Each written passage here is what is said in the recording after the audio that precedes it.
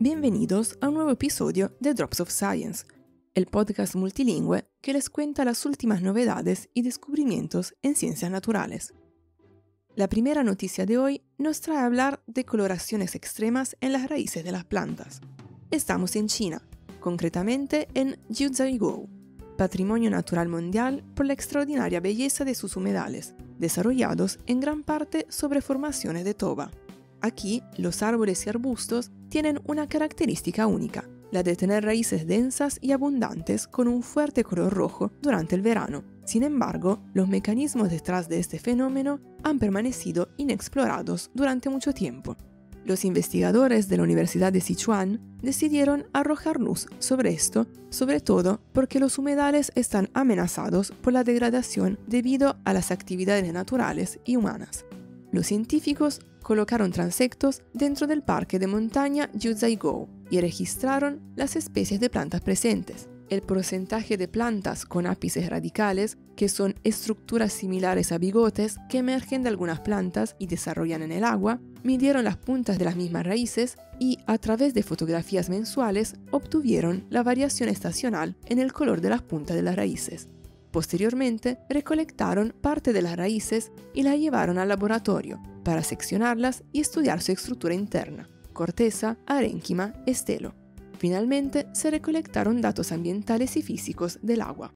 Los resultados del estudio mostraron que los ápices radicales surgen en la base del tallo y flotan en el agua, mostrando una zona de crecimiento clara, punta blanca o rosada, una parte sumergida brillante, roja o naranja, y una parte expuesta más oscura. La longitud varía de una especie a otra, y algunos salix superan los 80 centímetros. Anatómicamente muestran mucho arénquima, útil para el intercambio de gases, y poco xilema, tejido útil para el transporte de agua, lo que sugiere una adaptación al ambiente sumergido. Los cambios de color son estacionales. En verano-otoño, los ápices radicales son rojos, rosas o naranjas, mientras que en invierno-primavera tienden a ser marrón o el gris. Se encontró que las variaciones cromáticas estaban fuertemente correlacionadas con la temperatura del aire, la radiación solar, la precipitación y la concentración de nitratos. En particular, el color se hizo más intenso en condiciones de pH básico, mientras que en ambientes ácidos viró hacia el amarillo. La luz y la temperatura juegan un papel fundamental, favorecen la oxidación de los pigmentos, intensificando el color. Los pigmentos principales encontrados son las proantocianidinas, conocidas por su respuesta a la luz. Todos estos elementos indican que los ápices radicales pueden actuar como verdaderos bioindicadores ambientales. Son estructuras de fácil acceso, económicas de monitorear y potencialmente escalables a gran escala. Su respuesta cromática es dinámica, rápida, visible y sincronizada con los parámetros ambientales, y su variación de color podría reflejar cambios microclimáticos, estrés térmico o exposición a rayos UV. Sigamos en el tema de la coloración, pero pasando a los animales, para hablar del melanismo en los vipéridos. La coloración en los animales a menudo proporciona información importante sobre su salud, estado reproductivo o interacciones con congéneres. Sin embargo, en los reptiles la coloración también juega un papel crucial en la termorregulación. Los tonos más oscuros absorben mejor el calor, promoviendo un calentamiento corporal más rápido. Entre las variaciones cromáticas se incluye el melanismo, o exceso de pigmentación oscura.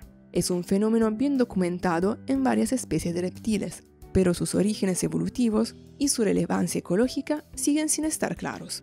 Un estudio de la Universidad de Pavía examinó la presencia de melanismo en vipéridos a escala global, investigando su relación con variables climáticas como la temperatura y las precipitaciones, en el contexto de la regla de Bogert, que asocia las coloraciones oscuras con una ventaja térmica en ambientes fríos. El estudio también incluyó un análisis filogenético para evaluar el estado ancestral del rasgo y su estabilidad evolutiva. Los datos provienen de iNaturalist, una plataforma de ciencia ciudadana de acceso abierto que recopila observaciones naturalistas de todo el mundo. Los investigadores analizaron registros de 139 especies de vipéridos, registrando casos de hipermelanismo, es decir, individuos completamente negros en el dorso. En total, 34 especies mostraron al menos un caso de melanismo. El análisis filogenético indicó que el estado ancestral de la familia es no melánico y que el rasgo melánico surgió independientemente varias veces, sin mantenerse de forma estable en el tiempo. Esto sugiere que el melanismo es una adaptación que evoluciona repetidamente, pero que también puede contraseleccionarse.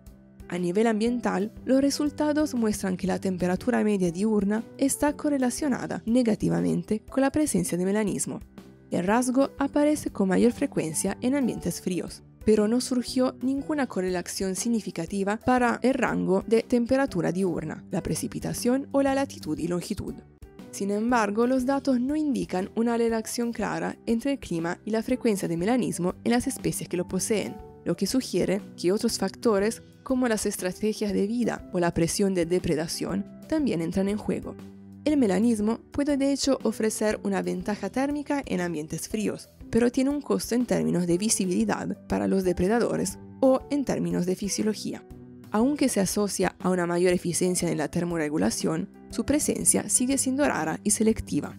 Este trabajo amplía la evidencia del papel adaptativo del melanismo en reptiles, particularmente en vipéridos, y confirma la importancia de las coloraciones corporales como respuestas complejas a condiciones ambientales específicas.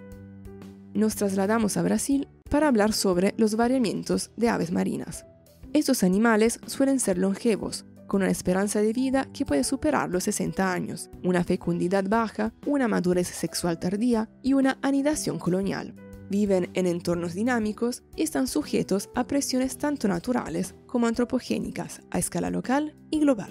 En las playas brasileñas, los variamientos de estos animales son fenómenos comunes, pero los masivos, con muchos individuos en poco tiempo, siguen siendo raros y complejos de interpretar. Un grupo de investigadores de la Universidad Federal de São Carlos analizó la distribución espacio-temporal de la abundancia, riqueza y diversidad de aves marinas varadas a lo largo de más de 1000 kilómetros de costa entre 2016 y 2019, evaluando los potenciales factores ambientales y antropogénicos involucrados. Los datos provienen del proyecto de monitoreo de playas de la Cuenca de Santos, que opera diariamente. Se consideraron individuos vivos y cadáveres, y se clasificaron en 3 grupos ecológicos: especies residentes, migrantes del sur y migrantes del norte. Las variables ambientales analizadas incluyeron la altura de las olas, la temperatura de la superficie del mar, la velocidad y dirección del viento y la concentración de clorofila, un indicador de productividad primaria. En cuanto a las variables antropogénicas, se ha incluido el tráfico naval.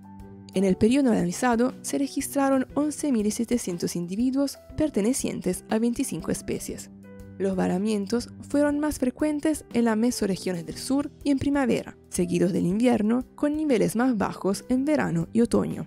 Las especies residentes dominaron en primavera, mientras que los migrantes del norte estuvieron más presentes en las regiones del sur. Por lo contrario, los migrantes del sur mostraron un pico en invierno en las áreas centrales. A nivel ambiental, se observó un aumento de variamientos con mayores alturas de ola, vientos más fuertes y concentraciones altas de clorofila, mientras que temperaturas más altas se asociaron con una ligera disminución. Sin embargo, el efecto de las variables difirió entre los grupos. Los residentes mostraron una correlación positiva con el viento, los migrantes del sur con agua más fría, y los norteños fueron influenciados principalmente por las olas y la productividad. En todos los índices ecológicos analizados, se observó una clara tendencia descendente en los varamientos a lo largo del gradiente sur-norte.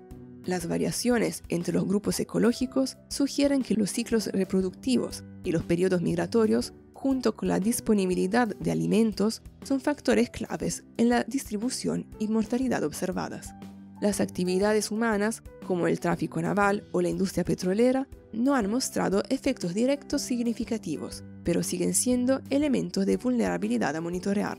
Este es el primer estudio que muestra que variables están vinculadas a los varamientos, proporcionando herramientas importantes para la conservación de numerosas especies marinas. Seguimos en el continente americano, pero nos desplazamos hacia el norte para hablar del vínculo entre las plantas y los polinizadores. Se sabe que la crisis climática está reduciendo drásticamente las poblaciones de polinizadores. Una de las soluciones más adoptadas es sembrar flores silvestres en la ciudad para ofrecer nuevos recursos a los insectos. pero un estudio de la Universidad Estatal de Ohio, en colaboración con la Universidad de Cambridge, destaca un aspecto poco considerado. No todas las plantas silvestres proporcionan beneficios a los polinizadores, en particular si crecen en suelo contaminado. El estudio se realizó en Cleveland, en lotes abandonados que alguna vez albergaron actividades industriales pesadas, como fabricación de acero, refinación y fabricación de automóviles. Estos suelos, hoy mal manejados, albergan vegetación espontánea que atrae abejas y otros polinizadores. Muchas de estas plantas son hiperacumuladoras, capaces de absorber metales pesados del suelo en sus raíces, brotes y hojas. Sin embargo, no se sabía si estos metales podían llegar al néctar, la principal fuente de alimento de los polinizadores. Para averiguarlo, los investigadores tomaron muestras de plantas con flores de 8 vecindarios y analizaron el néctar y la savia en el laboratorio utilizando espectroscopía de masa. Los resultados fueron preocupantes ya que se encontró que todas las especies examinadas tenían metales en su néctar. Los metales encontrados con mayor frecuencia y en mayores concentraciones fueron plomo, cromo, cadmio y arsénico. Los niveles variaban entre las especies de plantas, pero también dentro de parches de hábitat individuales. Las especies y las concentraciones de metales podían variar enormemente, lo que hacía muy difícil predecir la distribución de trazas de metales. Las consecuencias de estos descubrimientos no son despreciables. Incluso concentraciones bajas de metales pueden tener efectos a largo plazo sobre los polinizadores. Deterioro cognitivo, problemas de aprendizaje, reducción de la capacidad de vuelo, retraso en la puesta de huevos y alta mortalidad de las crías. Los metales pueden acumularse en los organismos a lo largo de su ciclo de vida, empeorando los efectos tóxicos con el tiempo. Además, algunos metales alteran la preferencia de alimentación y pueden influir en toda la red ecológica entre plantas e insectos. Esto no significa que se deban evitar las flores silvestres, sino que antes de iniciar programas de reforestación urbana o plantar áreas para polinizadores, se deben analizar los suelos. En caso de contaminación, es necesario remediarlas para evitar que hábitats aparentemente favorables se conviertan en trampas ecológicas. El estudio sugiere un enfoque más integrado, en el que la salud del suelo se considera una parte esencial del diseño de entornos urbanos para la biodiversidad. Continuamos explorando la relación entre plantas e insectos, esta vez concentrándonos en los lepidópteros. Una nueva investigación internacional introduce la hipótesis del aroma saliente, según la cual los olores emitidos por las plantas influyen en la especialización dietética de mariposas y polillas. La idea parte de un hecho simple. La cantidad de olores y por tanto de información química producida por la planta y útil para ser localizada por los insectos cambia, en particular entre el día y la noche. Por consiguiente, los insectos deben haber desarrollado estructuras especializadas para poder identificar olores particulares entre otros. Para probar esta hipótesis, los investigadores primero confirmaron, a través de un metaanálisis de la literatura, que las emisiones de compuestos volátiles de las plantas son más abundantes y diversas durante el día. Luego examinaron 94 especies de lepidópteros analizando el tamaño de las antenas, órganos olfativos clave de más de 580 especímenes y recopilando información sobre sus plantas hospedantes. Los resultados muestran que las antenas varían en relación con el sexo, la actividad diurna o nocturna y el grado de especialización dietética. En detalle, las hembras activas durante el día tienen antenas más grandes que las activas durante la noche. Este resultado es consistente con el hecho que las plantas liberan una mayor cantidad y variedad de olores durante el día. Las hembras, que deben encontrar el lugar adecuado para poner sus huevos, dependen en gran medida de los olores para localizar la planta correcta. Si están especializados, es decir, ligados a unas pocas especies de plantas, deben ser capaces de reconocer con precisión el olor característico de su planta huésped, incluso cuando esté rodeada de muchas otras señales. Por esta razón, tener antenas más desarrolladas ayuda en la discriminación química. Coherentemente con la hipótesis de los investigadores, las hembras especialistas muestran antenas más grandes que las generalistas, probablemente para refinar esta capacidad de reconocimiento. En los machos, por el contrario, se observa una tendencia opuesta. Los generalistas poseen antenas más grandes. Esto puede deberse a la distribución impredecible de las hembras en especies sin una asociación estrecha con una planta huésped, lo que requiere una mayor dependencia de señales químicas para localizarlas. Incluso la actividad diurna está ligada a la dieta.